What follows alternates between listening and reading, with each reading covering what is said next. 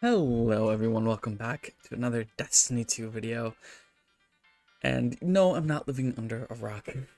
I know I haven't talked about any of the happenings of the past week or so. I just have a lot going on in my life, but you're not here to listen about that. I might talk more about it at the end, but let's get into why Bungie still does not have my trust.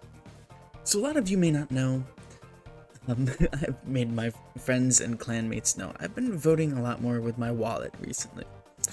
And I encourage people to do the same, because we're only going to see more meaningful changes in the game with Bungie under pressure.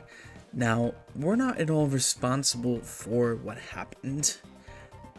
The layoffs are the fault of Bungie management and maybe even Sony, but I'm not going to go that far. I'm not going to speculate anything because I think Bungie management is to blame. Why they happened, well, I'm not going to go over that.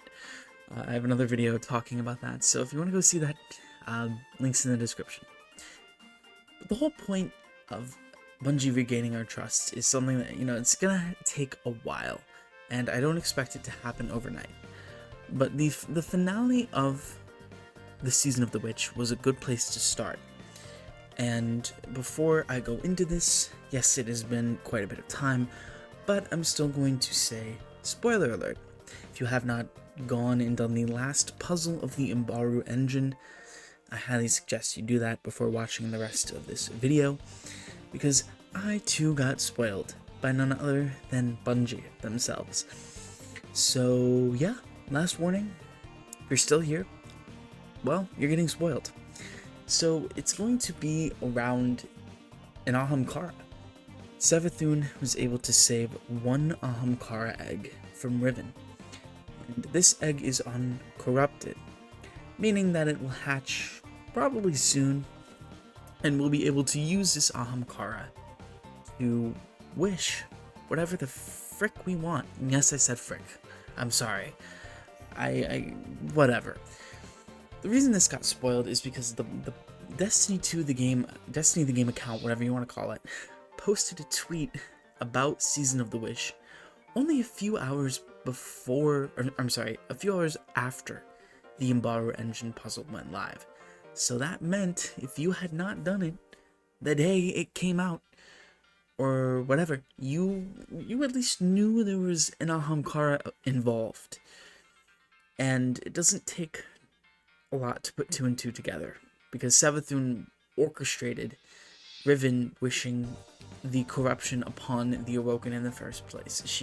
Riven was a puppet of Savathun, which is really cool when you think about it, because everything is, coming full circle, if you will, in the story. So that is a very neat little lore thing that's come together.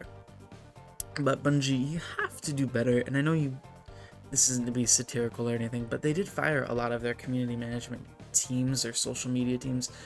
So the fact that this happened isn't surprising, because again, you're messing with the trust of the community by spoiling something so important when they really should have waited a day or two before revealing the season, because it wouldn't have hurt them by a whole lot.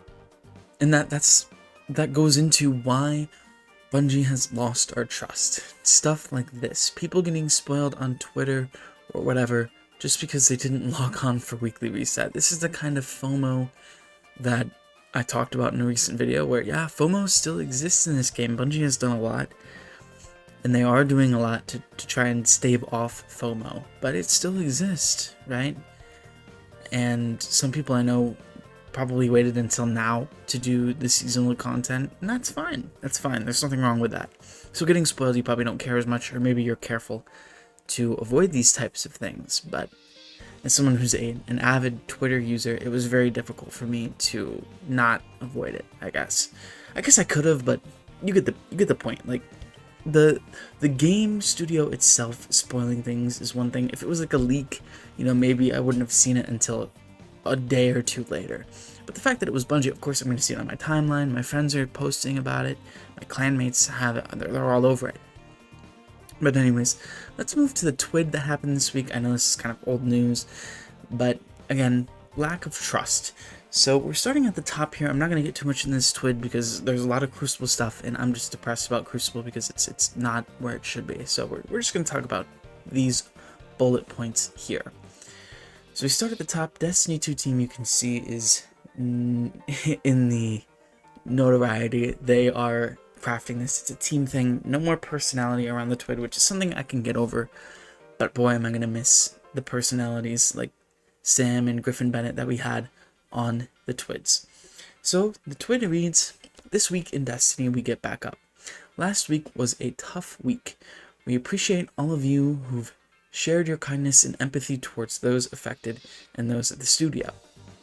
We talked a bit about our path forward to the final shape last week." I'm going to stop there for a second because our path forward was so I can't begin to fathom how they thought that was a good thing. Anyways, moving forward, we will continue to give it our all, and we have confidence that the final shape will be an expansion everyone will want to experience. There will be episodes to follow with more adventures to be had. As tough as these past few weeks have been, we are as determined as ever to make Destiny 2 the best game it can be for all our players. We've got some more topics in this TWID to get to, but I also want to thank all of you for the support you continue to show us. Let's get back to it. Topics for this week: Season of the Wish announcement, Crucible Strike team updates, Season 23 ritual weapon preview, and weapon pool updates. So I have to mention this because we have gotten multiple confirmations from like IGN and other places, but still no official word on whether or not final shape is delayed. I don't know who to trust at this point on this, and I'm speaking directly to Bungie here when I say this. Tell us what's happening. The community is happy. I can tell you, at least myself, I'm happy to wait for the best version of Destiny. I'll wait a year, 2 years, 5 years, 10 years. I'll wait as long as you want me to, as long as it's good. The reason, and I keep telling people this, right? Paul Tassi thinks Destiny 3 is the way to go. It won't happen. I mean, maybe in the far future, something like that will. But in the immediate future, Bungie has to right the ship. They have to make Final Shape a banger. The episodes need to be good, at least. And maybe even better than good. But Destiny 3 will not fix an issue for them. It'll make it worse because they have to make everyone wait for a Destiny 3. The live team cannot provide enough Destiny 2 content to stave off the community until then, or at least, let me put it this way, to make enough money for Destiny 3. Unless Sony was like, hey, we're gonna fund everything, don't worry about money, leave your live team, have them do like events and stuff in Destiny 2, and just focus on D3. Like, maybe something like that would work, but I don't think that's how it's going to anyways. So as much as we want a Destiny 3, as much as it may be the best thing for the game, it won't happen, because without Final Shape, there is no Bungie. There's no Destiny. There's no Marathon, right? I can believe Marathon being delayed. The reason why I'm skeptical about the Final Shape delay now is because Bungie hasn't confirmed it. And that means maybe they think they can make the changes they want to make in between now and February 27th. Is that a good thing to do? To crunch? To make developers work longer hours and stuff like that? Definitely not. It isn't. And that's why I think they should delay it. But again, the longer they go without announcing it, the more difficult it's going to be on the fan base, especially if you have people who are looking, like maybe they don't even know about all this controversy and they go and they pre-order. The date still says February 27th.